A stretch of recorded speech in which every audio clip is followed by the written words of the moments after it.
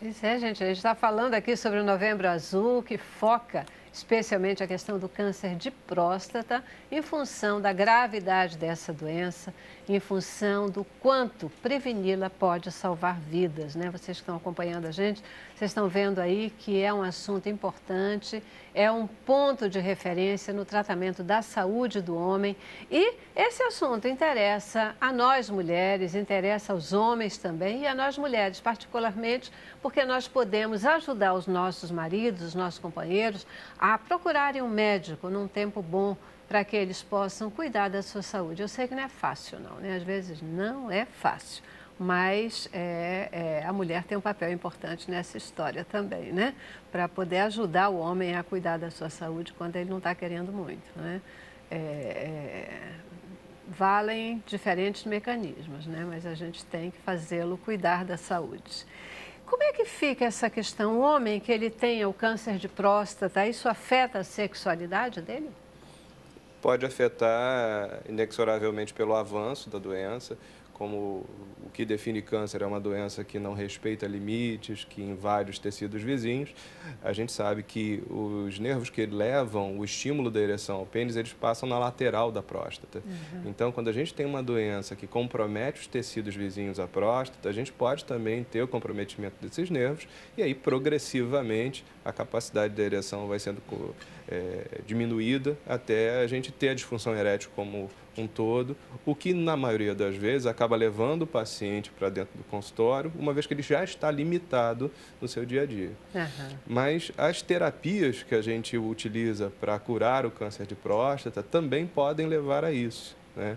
Infelizmente, a gente sabe que toda intervenção acaba tendo algum risco, né? Graças a Deus, o risco é muito pequeno hoje, quando a gente pensa em cirurgia para a retirada da próstata cometida por um câncer ou por radioterapia, onde a gente vai queimar a próstata pela radiação. A gente sabe que a impotência sexual, até a incontinência urinária, são complicações desse tipo de tratamento. Muito menores hoje do que já foram no passado, pelo refino da tecnologia que ajuda a gente a curar esse pessoal. Mas mesmo assim, mesmo fazendo algum tipo de terapia que acabe levando a isso, hoje a gente tem um armamentário muito grande para conseguir devolver a esse homem a capacidade de ter boas ereções. A gente passa por medicamentos orais, injetáveis diretamente no pênis, ou até o implante de próteses penianas, né? Então, hoje não se justifica aquele medo de que, eu não vou tratar meu câncer da próstata porque se assim o fizer, eu não serei mais capaz de manter relações. Muito pelo contrário. Tratando, pode-se até ter um pequeno período onde socorra, mas posteriormente a gente consegue dar a esse homem ereções boas, né? Ao passo que não tratando, inexoravelmente a gente não vai conseguir fazer muita coisa quando isso acontecer. Ele não vai conseguir manter o relacionamento sexual dele, nem vai conseguir manter nada, porque se não tratar, mata, né? É uma doença que leva à morte. Eu queria enfatizar uma coisa que o Ricardo falou, que foi muito importante, que é a questão do tratamento cirúrgico e a preservação dos nervos que passam ali ao lado da próstata. Um motivo maior também para você estimular o homem a fazer o diagnóstico precoce é que quando você tem uma doença que é mais localizada, a cirurgia pode ser feita de forma mais conservadora. Então, a chance de preservar o nervo é muito maior, porque fica muito mais fácil. Quando nós estamos lidando com uma doença que já começa a ultrapassar as barreiras anatômicas da próstata e começam já a acometer os nervos que passam ali grudadinhos na próstata, essa preservação já se torna muito mais difícil. Então, é mais um motivo para o homem ter esse diagnóstico precoce, porque você diminui, inclusive, as sequelas potenciais que a cirurgia tem. Perfeito. Qual é o papel do oncologista nessa história? O tratamento de um câncer de próstata, ele sempre é cirúrgico ou existem alternativas? Hoje você tem alternativas, né? Hoje a radioterapia, ela tem crescido muito e tem desenvolvido técnicas muito interessantes, né? Que, como o Ricardo estava falando mais cedo, ela é capaz de queimar aquele tecido doente. E hoje em dia, dependendo, né, da gravidade do câncer, né, ela pode ser até associada com tratamentos hormonais, que são injeções, né, como se fossem vacinas que a pessoa toma, que pode potencializar o efeito, né, o resultado desse tratamento. Então, hoje em dia, sabe-se que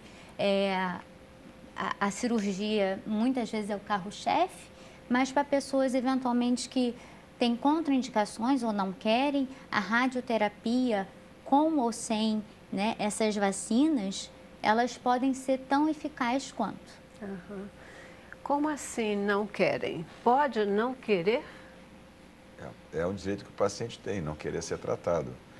A gente encontra, infelizmente, alguns pacientes que se recusam, que desaparecem do consultório. Tem um diagnóstico que nunca mais a gente vê, nunca mais escuta falar, e é uma realidade. E a radioterapia, ela pode ser vista também como um tratamento coadjuvante da cirurgia, Sim, né? complementar, né?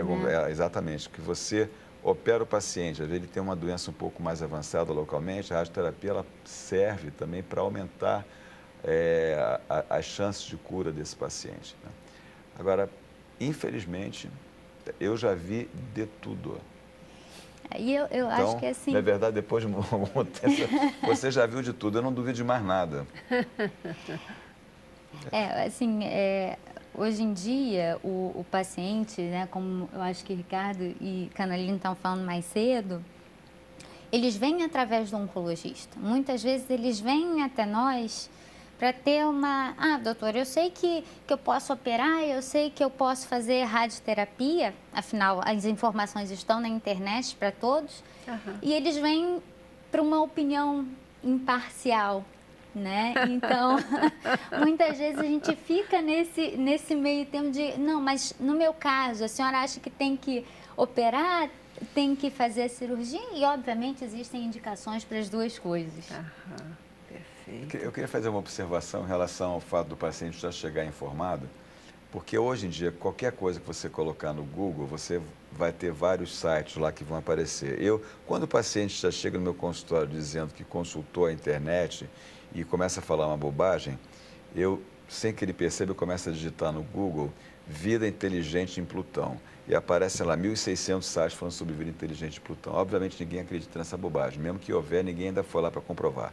Então, eu falo, está aqui, tá? Então, nem tudo que está na internet é verdadeiro. Tem muita bobagem, muita mentira, enfim.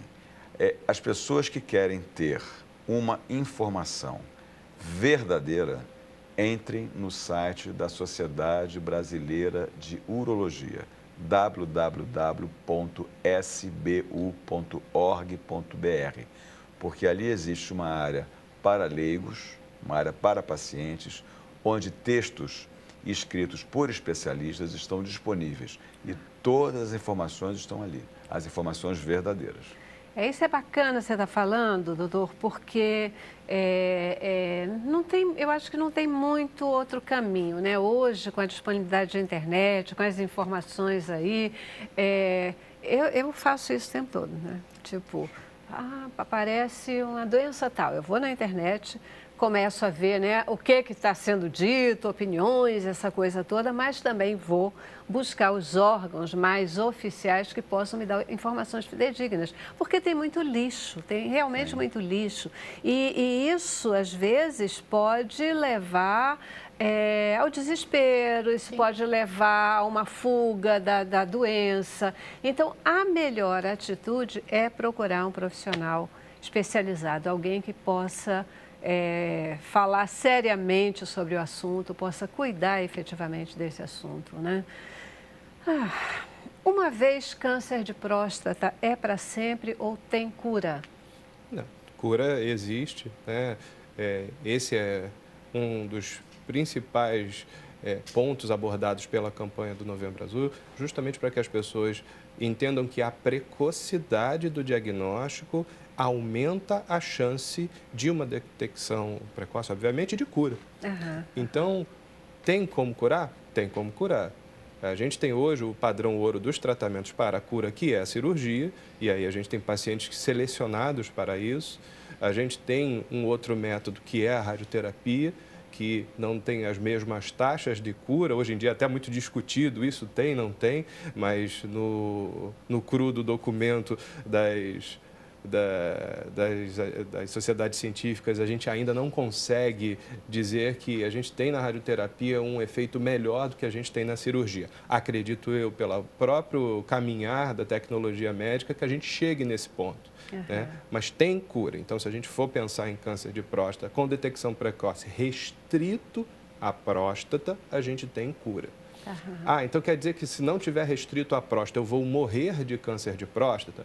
Não vai, uma vez que a gente consiga instituir um tratamento para o câncer metastático, também ainda com poucas metástases, ou então com metástases em locais onde não haja um comprometimento funcional muito grande do corpo.